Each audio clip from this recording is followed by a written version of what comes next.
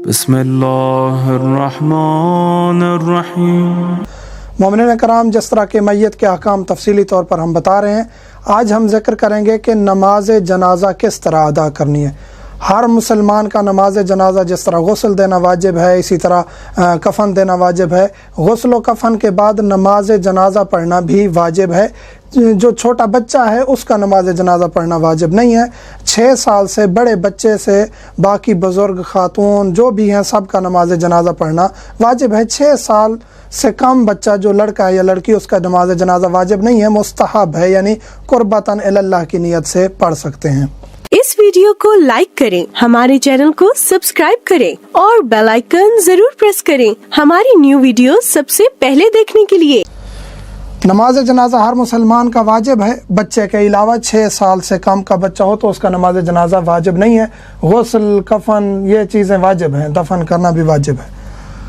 5 तकबीरें कहना ज़रूरी हैं। नमाज जनाजा में 5 तकबीरें हैं। अहले सुन्नत की 4 तकबीरें हैं, लेकिन फ़िक़्ह जाफ़रिया में 5 तकबीरें हैं। पहली तकबीर कहेंगे अल्लाहु अकबर कह के, फिर आपने दुआ पढ़नी है, शहादत पढ़नी है, शहादत के बाद फिर दूसरी तकबीर, फिर आपने दरूद पढ़ना है, फिर इसके बाद तीसरी तकबीर, फिर आपने मोमिनीन के लिए दुआ करनी है, फिर इसके बाद चौथी तकबीर, फिर आपने उस मैयत के लिए दुआ करनी है। उसके बाद 5वीं तकबीर कह के आपका जनाजा, नमाज जनाजा ख़त्म हो जाएगा। फिर आपने मोमिन के लिए वहीं दुआ करनी है और उसको बाद में दफन कर देना है। ये है तरीक़ा। पहली तकबीर कह के दुआ है, दूसरी कह के दुआ है, तीसरी कह के दुआ है, चौथी कह के दुआ है और 5वीं कह के नमाज जनाजा ख़त्म हो जाएगा। इसमें रकू और सजूद नहीं है। इसका नाम नमाज है, लेकिन ये नमाज नहीं है मुकम्मल तौर पे कि इसको रकू और सजदा इसमें है, नहीं है। इसका नाम नमाज है, लेकिन ये खड़े होकर ही आपने अंजाम देनी है, 5 तकबीरें कहनी हैं। और शुरू में अस्सलात कहना मुस्तहब है। बाकी पंचगाना नमाज में अज़ान व इकामत होती है, लेकिन नमाज जनाजा में अस्सलात 3 मरतबा कहा जाए। तहारत की भी ज़रूरत नहीं है नमाज जनाजा के लिए। बाकी नमाज जो भी पढ़नी है आपने, पंचगाना है या जो भी है, उसमें तहारत की ज़रूरत होती है, यानी आप गुस्ल आप पर वाजिब ना हो, आपने वज़ू किया हुआ हो। नमाज जनाजा में वाजिब नहीं है। मसलन आप पर गुस्ल वाजिब था, मैयत को आपने गुस्ल दिया, आप पर गुस्ल मस मैयत वाजिब था, या आपने वज़ू नहीं किया, जल्दी थी, जनाजा तैयार हो गया, नमाज जनाजा शुरू हो गई, आप शामिल हो गए, फिर भी आपका नमाज जनाजा दुरुस्त है।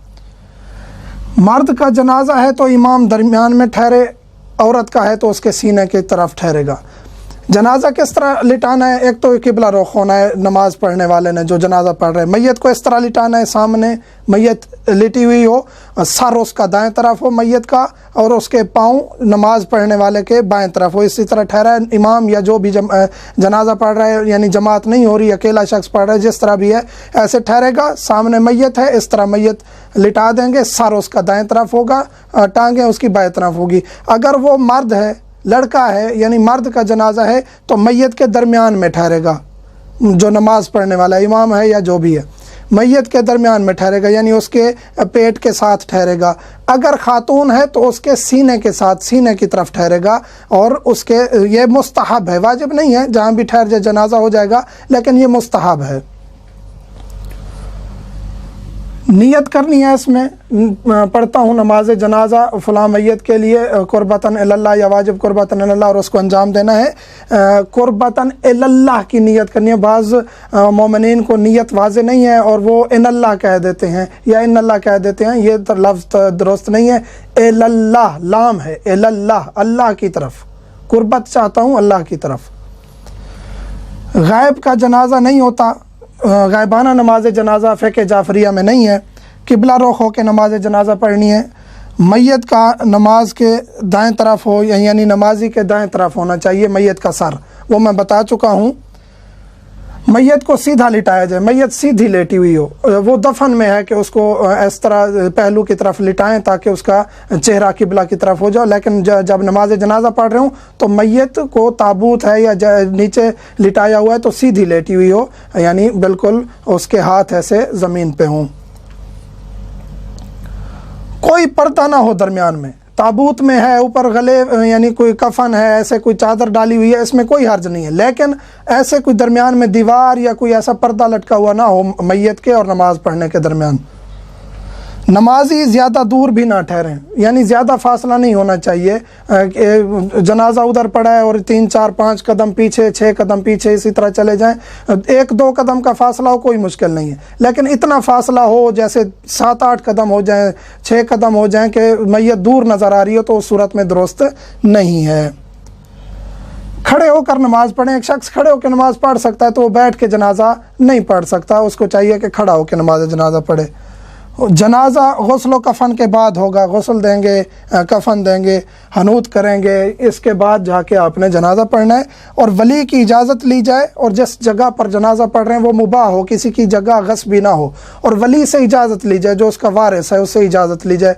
खातून है उससे शौहर से लें अगर शौहरदार है, अगर वो शौहरदार नहीं है तो उसके वालिद से, इसी तरह बेटा है तो वालिद से, अगर वालिद फौत हो गया तो बेटे से, जो भी वली है उससे इजाज़त लें।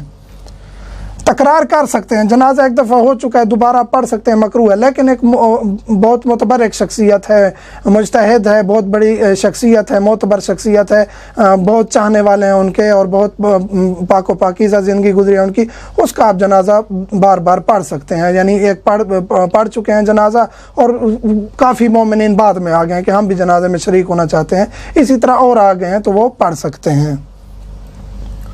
दरमियान में शरीक होने वाला, हाँ, जो जनाजा शुरू हो जाता है, अक्सर ये होता है कि मोमिनीन दरमियान में शरीक होते हैं, तो वो इमाम के साथ ही तीसरी, चौथी है, 5वीं तकबीर है, उसके साथ कह के और उसी के साथ शामिल हो के फिर जनाजा ख़त्म करके चले जाते हैं। ऐसा नहीं है, आप तीसरी में शामिल हुए, अपनी आप पहली तकबीर कहेंगे, उसके बाद इमाम की चौथी है आपकी दूसरी होगी, इमाम की 5वीं आपकी तीसरी होगी, उसके बाद आपने अपनी 2 तकबीरें कहनी है, तब जाके आपका नमाज जनाजा मुकम्मल होगा।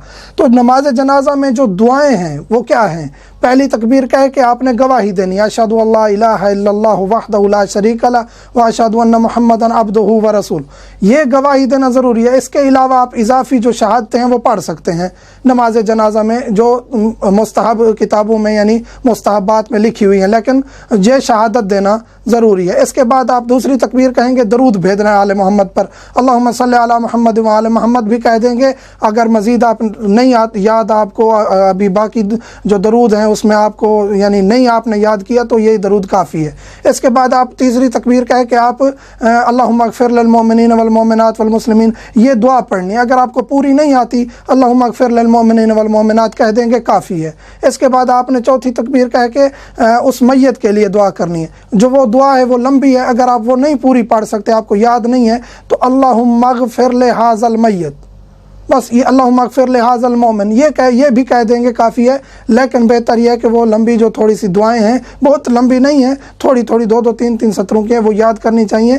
तौज़ीउल मसाइल में भी मौजूद हैं, बाकी किताबों में भी मौजूद हैं, वो याद कर लेनी चाहिए। और ये नमाज जनाजा का तरीका है। 5वीं तकबीर कह के आप नमाज जनाजा से फ़ारिग हो जाते हैं। इसमें तहारत शर्त नहीं है। बाज़ लोग कहते हैं कि वो जी उसने जूते पहने हुए थे उसका जनाजा नहीं हुआ, एहतरामन जूते उतार देने चाहिए, ताकि एक एहतराम है, फिर भी एक इंसान नमाज की शक्ल में है, किसी मोमिन का जनाजा पढ़ा जा रहा है, लेकिन जनाजा हो जाता है, वुज़ू नहीं किया, ऐसे जूते पहन के ठहर गए हैं या जूते के ऊपर ठहर गए हैं जूता उतार के, तो कोई मुश्किल नहीं है नमाज।